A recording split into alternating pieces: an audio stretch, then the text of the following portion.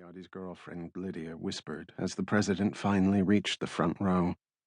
Her voice, her body, everything was shaking as she stood from her seat and embraced Wallace.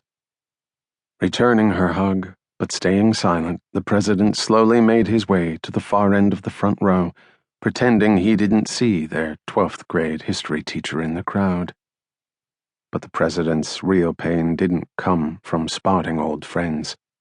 It came from the certain knowledge that he was responsible for all this.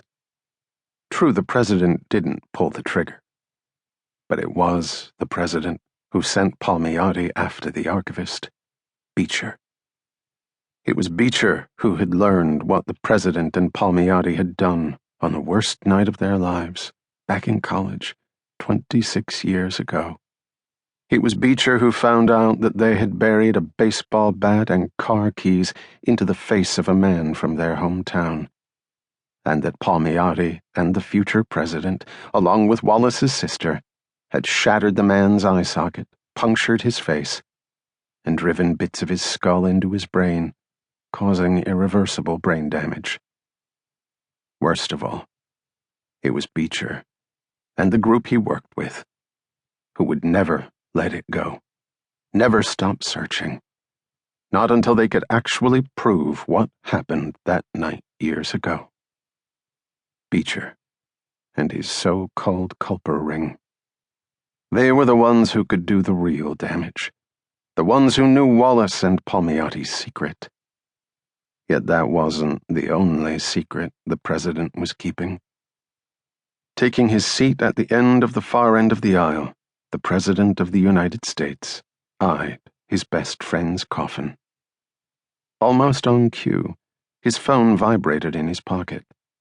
Looking down, President Wallace pulled it out just enough to read the newest text on screen. "How's my funeral going?" Dr. Stewart Palmiotti asked. Part 1. The First Assassination. "What will Miss Harris think of my hanging on to you so?" Mary Lincoln asked, holding her husband's hand. "She won't think anything about it," Abraham Lincoln replied. They were the last words Lincoln spoke before John Wilkes Booth put a bullet in his brain. Chapter 1. Today, Washington, D.C.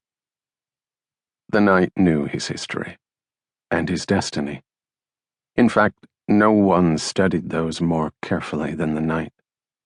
Rolling a butterscotch candy around his tongue, he pulled the trigger at exactly 10:11 p.m. The gun, an antique pistol, let out a puff of blue-gray smoke, sending a spray of meat and blood across the wooden pews of St. John's Church, the historic building that sat directly across the street from the White House. You shot me," the rector cried, clutching the top of his shoulder, his shattered collarbone, as he reeled backward, then turned to stumble down the main aisle. The blood wouldn't stop, but the knight's gun hadn't delivered a kill shot. At the last minute, the rector, who'd been in charge of St. John's for nearly a decade, had moved. The knight just stood there, waiting for him to fall. The stark white plaster mask he wore ensured that his victim couldn't get a good look at his face.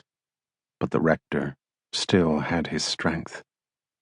Sliding his gun back in his pocket, the knight moved calmly, almost serenely down the aisle, toward the ornate altar. "Help! Someone! Please! Someone help me!" The rector, a 60-year-old man with rosy cheeks, gasped as he ran, looking back at the frozen white mask, like a death mask, that followed him. There was a reason the knight had picked a church, especially this church, dubbed the Church of the Presidents, because every president since James Madison had worshipped here. It was the same with the homemade tattoo on the web of skin between his own thumb and pointer finger. The knight had finished the tattoo last night, using white ink since it was invisible to the naked eye.